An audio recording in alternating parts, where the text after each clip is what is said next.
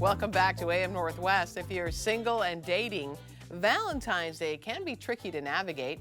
Here to offer some helpful tips, we welcome back relationship and dating expert Kelly Marie. Great to see you again. Great to be here. Okay, so let's say you're in a committed relationship. It shouldn't be that hard to deal with Valentine's Day, should it? You would think, but sometimes it is. So in a committed relationship, I mean, you're already there, you're already calculating, like not calculating, but like you already know what they're gonna be okay with, what they're not. Just try to be a little bit open, a little bit spontaneous, focus on the intention and the connection, less on the hoopla of it all. Right. Because some people, I think, and I'm going to guess probably younger women, have so much wrapped up in Valentine's Day about what should happen. Lot of what older should we women, do? too. Oh, really? Yes, okay. a lot of clients. Because, you know, honestly, I would think as you get older, it's not that big of a deal anymore, but I guess it is. It's not if you've had it. If you've never had it and you're getting into your 50s, you feel like, oh my gosh, I'm never going to get it. I'm never going to get that bouquet of roses. I'm not going to get I've watched my girlfriends get them for years. Right. I'll never get it. Okay. It's a lot of that. And for men also, there are some very romantic men out there that are like, I've been romantic to a partner for years. It's never been reciprocated. Will anyone ever be sweet and kind and romantic to me? You talk about don't always settle if you have expectations, right? Absolutely. You don't have to settle, but you have to figure out how to navigate and communicate. Be curious. If somebody doesn't want to do something, well, okay, why? Tell me more about that. Help me understand. And since we're talking about also people that are in the beginning stages of a relationship, it's really great to have this opportunity to have a conversation that could be charged and see how they navigate it. Do they get emotionally charged? Do they handle that well?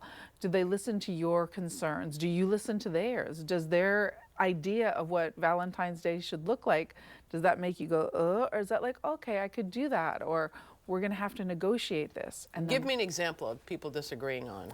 Yeah, I mean, the classic is one person wants the dinner, the roses, the romance, the sex, like any part of that, and the other person's like, hey, I want more low key, just anything more low key. And navigating, like, how do we get you what feels right for you and get me what feels right for me? And I just want to say, Valentine's Day it's never a slam dunk for being intimate or anything else. That's something that it's consent based. It's not calendar based unless you consent to a calendar.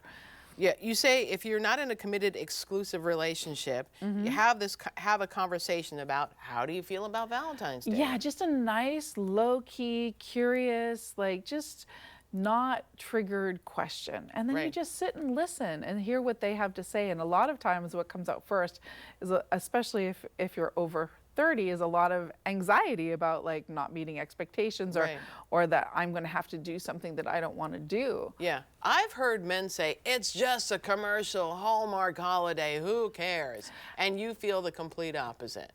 Yeah. Right?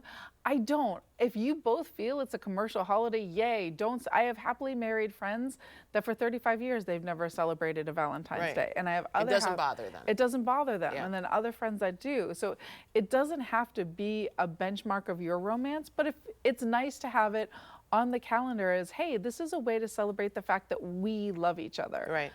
If you let him know or her know that you want to celebrate in some way, and then they disregard what it is your desire is, that's kind of a red flag, isn't it? It really is. And I'm not going to speak to this from like a relationship standpoint because, you know, that's a very different situation.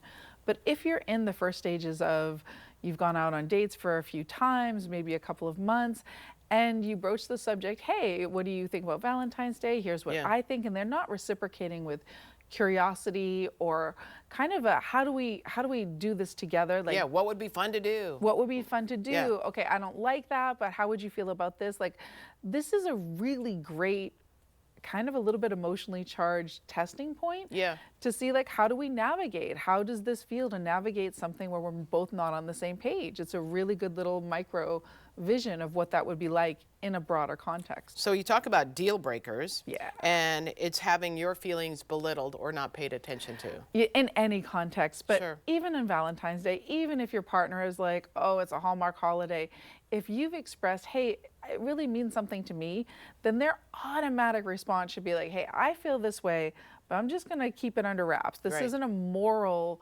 stand that I'm taking, it's a personal preference. And a lot of people act like it's a moral stand, like they're not going to be tricked into expressing love by Hallmark.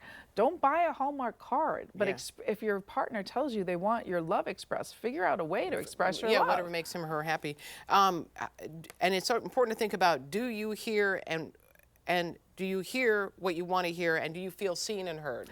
Yes. So you want to make sure that the other person is saying things that work for you, and that you're actually listening. You're showing up curious. You're not belittling their Right. stuff, and that they're reciprocating. That tells you that this is someone you can collaborate with, you can problem solve with, you can actually create things with, which is the basis for a fun, delightful relationship. And if you have this discussion and things escalate, that's a deal breaker. That's a huge deal breaker. Right. Like Valentine's Day is not a big deal. It's not a big deal. And if you can't compromise on something that's such a small part of it, Right. where's the compromise going to happen? On real issues, absolutely. All good tips. Thank you, Thanks. Kelly.